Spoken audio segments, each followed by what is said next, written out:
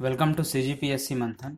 इस वीडियो में हम मेंस पेपर 7 के टॉपिक अनुसूचित जाति एवं अनुसूचित जनजाति अधिनियम को डिस्कस करेंगे। इसके अंतर्गत जो है सभी पॉसिबल क्वेश्चंस को डिस्कस किया गया है। इसमें सबसे पहले हम अनुसूचित जाति और जनजाति की परिभाषा देखते हैं। इस परिभाषा को अधिनियम के धारा 2 में दिया गया है, जिसके अनुसार आर्टिकल 366 उपखंड 24 में अनुसूचित जाति और उपखंड 25 में अनुसूचित जनजाति को उल्लेखित किया गया है। ठीक, अनुसूचित जाति वे हैं जो वर्ण व्यवस्था में शोषित, पीड़ित या सामाजिक आर्थिक रूप से पिछड़े हैं, वह सामान्य भाषा में जिन्हें दलित या शूद्र कहा जाता है। अनुसूचित जाति जो शब्द है उसका सबसे पहले प्रयोग जो है भारत में स्वतंत्रता से पहले साइमन कमीशन ने किया था। उसके बाद जो है भारत शासन अधिनियम 1935 में इसको शामिल किया गया था। अनुच्छेद 341 में राष्ट्रपति जो है प्रत्येक राज्य के राज्यपाल से सलाह लेकर उस राज्य के अनुसूचित जाति का जो है निर्धारण करेगा। ठीक, नेक्स्ट देखते हैं इसमें अनुसूचित जनजाति। इससे तात्पर्य उस आदिम जाति से है जो पृथकतावादी सोच के कारण विकास की मुख्य धारा से पिछड़ जाते हैं।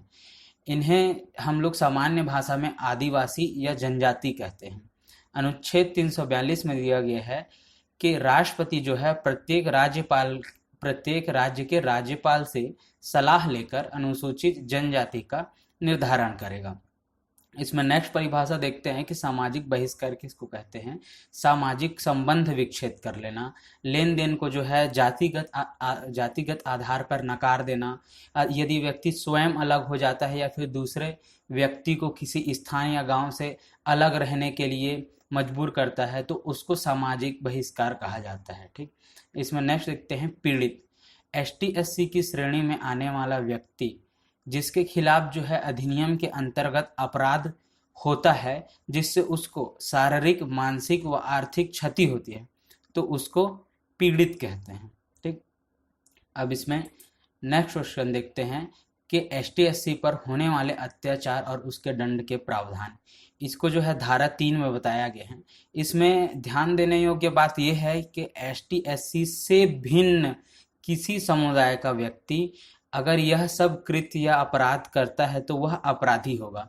जैसे कि यदि उन्हें सार्वजनिक रूप से अपमान करना, उनको जातिगत नामों से पुकारना, उनको धार्मिक या सार्वजनिक स्थान में जाने से रोकना, उनके सार्वजनिक अधिकारों से वंचित रखना, उन्हें जातिगत आधार से आर्थिक अधिकार से वंचित रखना, उन्हें जबरदस्ती या उनकी मजबूरी का फायदा उठा के उनको घृणात्मक पदार्थ खाने पर मजबूर करना, उन्हें धार्मिक प्रथा के नाम पर शारीरिक, मानसिक या यौन शोषण करना, उन्हें गांव या फिर किसी भी स्थान से बाहर रखना, इन सब कृत्यों को इस अधिनियम के अंतर्गत अपराध की श्रेणी में रखा गया है और उसके लिए 6 माह से लेकर 5 साल तक की सजा का प्रावधान है और उसमें जुर्माना भी है।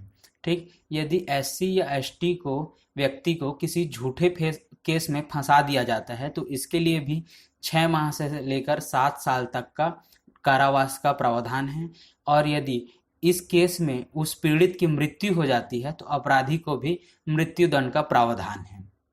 इसमें नेक्स्ट देखते हैं कि लोक सेवक जो अपॉइंट किया जाता है उसके क्या कर्तव्य है और कर्तव्य पालन न करने पर उसको दंड का क्या प्रावधान है। इसको धारा 4 में बताया गया है। तो उनके कर्तव्य है यह है कि पीड़ित से सूचना लेकर वह उसको लिखेगा और उसको यदि वह पढ़ नहीं सकता तो उसको पढ़ के सुनाएगा। ठीक, पीड़ित की शिकायत को 0 FIR के अंतर्गत उपयुक्त जो धारा है, जो भी धारा उचित है उन धाराओं में दर्ज कराएगा। FIR जो दर्ज किया है उसकी एक कॉपी को पीड़ित को देगा। ठीक है, पीड़ित को और गवाहों को जो कथन है उसको अभिलेखित करेगा। शिकायत न्याय को त्वरित करने के लिए शिकायत की जांच करेगा और 60 दिन में जो है चार्जशीट यदि कहीं दाखिल नहीं होता तो उसकी शिकायत ऊपर के अधिकारी को करेगा। ठीक, अगर कहीं लोक सेवक जो है या फिर अधिकारी जो है इन कर्तव्यों के वहन में असफल रहता है तो उसको भी 6 माह से 1 वर्ष की सजा का वो पात्र होता है और यह सजा जो है विभागीय जांच के बाद उनको दिया जाता है। इसके लिए विभाग द्वारा जो है विशेष न्यायालय की भी व्यवस्था की जाती है। ठीक, इसमें नेक्स्ट देखते हैं कि विशेष न्यायालय का इसमें क्या प्रावधान है। विशेष न्यायालय के बारे में प्रावधान यह है कि जो राज्य सरकार है, राज्य के चीफ जस्टिस से सलाह लेकर के एक या उससे अधिक जिलों में, मतलब जितने भी जिलों में आवश्यकता है, विशेष न्यायालय की स्थापना कर सकता है। न्यायालय की जो संख्या है, न्यायालय मतलब किस किस जिलों में न्यायालय की स्थापना की जाएगी, ये जो है उस न्यायालय में कितने मामले 2 माह में आए हैं, कितनी सुनवाई हुई है और कितना केस लंबित है, इस बात पे डिपेंड करेगा। इसको धारा 14 में बताया गया है। और धारा 14 का में अधिनियम में विशेष अपील का प्रावधान है। इसके अंतर्गत जो है आईपीसी के प्रावधानों के तहत विशेष न्यायालय के जो आदेश है उसको सिर्फ और सिर्फ हाई कोर्ट में ही चुनौती दी जा सकती है। इस स्थिति में जो है 90 दिन के भीतर जो है, यदि अपील स्वीकृत ना होने पर 3 दिन के अंदर जो है हाई कोर्ट इसमें सुनवाई करेगा। ठीक, इसमें विशेष लोक योजक, नेक्स्ट देखते हैं विशेष लोक योजक व उसकी योग्यता के बारे में इस अधिनियम में क्या कहा गया है। इसको धारा 15 में बताया गया है। इसके अंतर्गत ये बताया गया है कि राज्य सरकार जो है, राज्य सरकार का जो विशेष न्यायालय है उसमें जो वकील अपॉइंट किए जाएंगे, उनकी योग्यता ये रहेगी कि उनको 7 साल का अनुभव रहेगा। अब वो सरकार की तरफ से पीड़ितों के लिए मुकदमे लड़ेंगे और उसको कानूनी सहायता प्रदान करेंगे। इन लोगों को विशेष लोक अभियोजक कहा जाता है। ठीक है, इसमें नेक्स्ट देखते हैं कि अधिनियम में पीड़ित और साक्षी के अधिकार क्या है।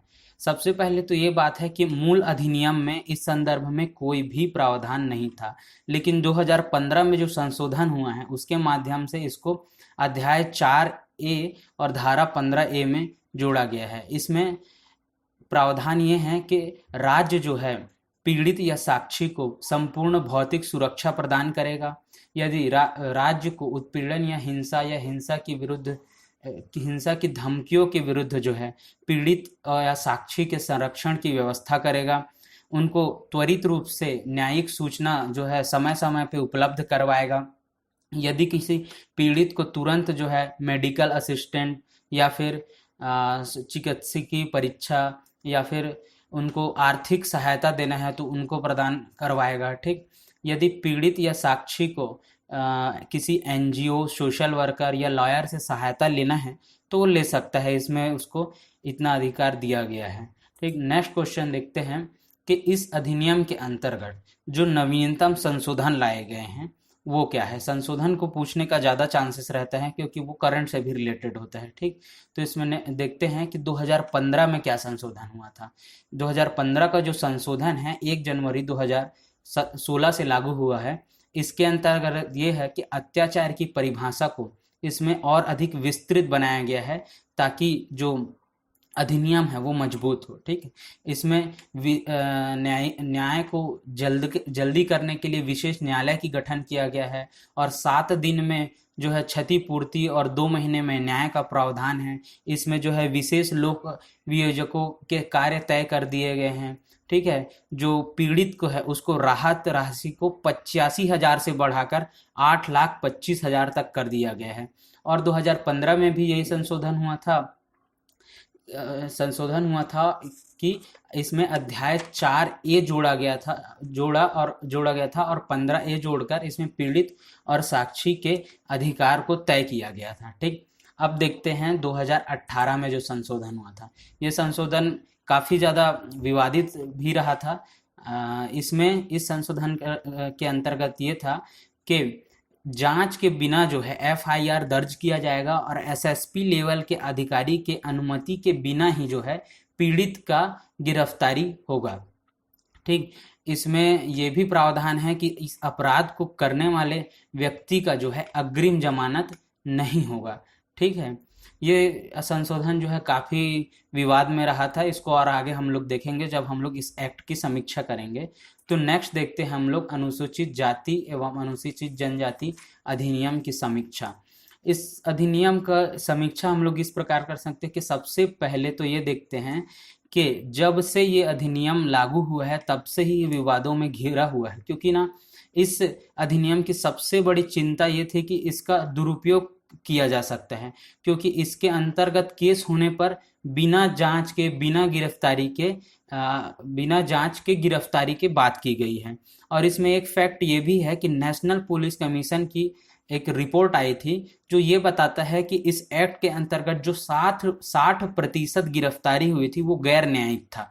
ठीक है, इसमें बदला लेने के लिए, नीचा दिखाने के लिए, या फिर इन वर्गों के ताकतवर लोगों के द्वारा इस एक्ट का दुरुपयोग किया गया था। ठीक, इसी को लेकर वर्ष 2018 में जो है इस संदर्भ में एक केस आया था, सुभाष काशीनाथ महाजन वर्सेस भारत संघ।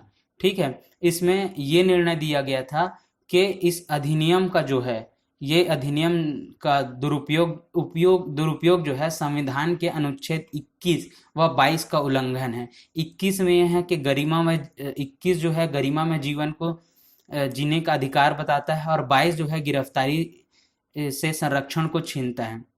तो सुप्रीम कोर्ट द्वारा इस एक्ट की पुनर्समीक्षा की गई और इसके धारा 18 जो बिना जांच और एफआईआर व बिना अनुमति की गिरफ्तारी है, इसको बदल के जो है 7 दिन के अंदर डीएसपी लेवल के अधिकारी के जांच के बाद व एफआईआर व एसएसपी लेवल के अधिकारी के जांच के बाद गिरफ्तारी को आदेश दिया गया था। ठीक है, ये जैसे ही ये आदेश सुप्रीम कोर्ट ने दिया, तो सुप्रीम कोर्ट के इस आदेश के बाद जो है पूरे देश भर में राष्ट्रव्यापी विरोध चालू हो गया था।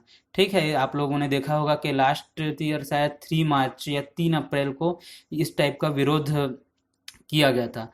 तो ये विरोध जो है सामाजिक और राजनीतिक दोनों प्रकार का था। इनमें विरोधियों का तर्क ये था कि सुप्रीम कोर्ट द्वारा जो संशोधन दिया गया है उससे ये एक्ट जो है कमजोर हो जाएगा और इससे अत्याचार और प्रताड़ना के मामले बढ़ जाएंगे। और इन्होंने इसमें कुछ तर्कपूर्ण भी समस्याएं गिनाई थी, जैसे कि एक अत्याचार का जो अधिकांश मामला है वो गांव में दिखता है, और गांव में जो है डीएसपी लेवल का अधिकारी तो हर जगह जा नहीं सकता।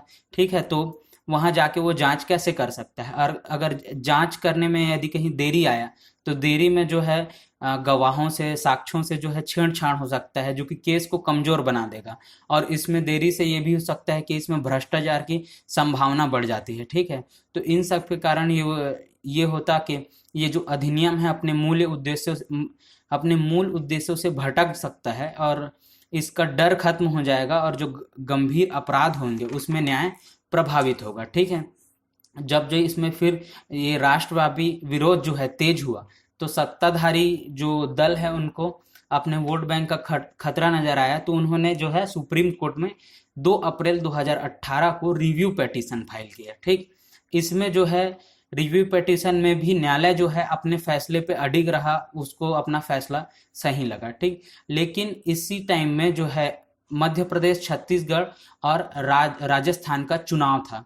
तो इस टाइम में वोट बैंक के लिए उन्होंने अब यहाँ की जनता को, इन वर्ग के जनता को विश्वास दिलाया कि हम लोग इस एक्ट में बदलाव नहीं होने देंगे, और जो है 2018 को नया संविधान संशोधन प्रस्तावित करके सुप्रीम कोर्ट के निर्णय को शून्य कर दिया गया। ठीक है, इसमें जो 2018 में संशोधन हुआ था ना, उसी को इसमें लाया गया कि जांच के बिना एफआईआर व एसएसपी लेवल के अधिकारी की अनुमति के बिना जो गिरफ्तारी है वो नहीं होगी, और ऐसे फिर इसमें यह भी किया गया कि ऐसा अपराध करने वाले व्यक्ति को अग्रिम जमानत भी नहीं होगी।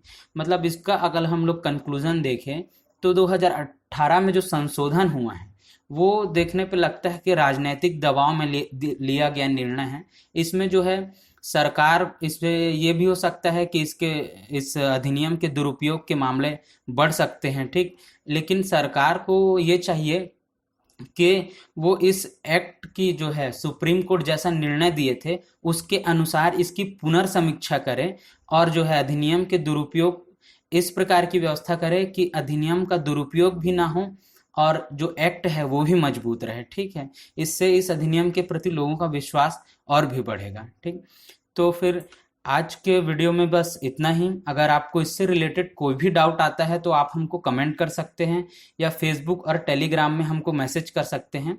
अगर आपको ये वीडियो यूज़फुल लगा हो तो हमारे चैनल को सब्सक्राइब जरूर करें। तो फिर मिलते हैं नेक्स्ट वीडियो में।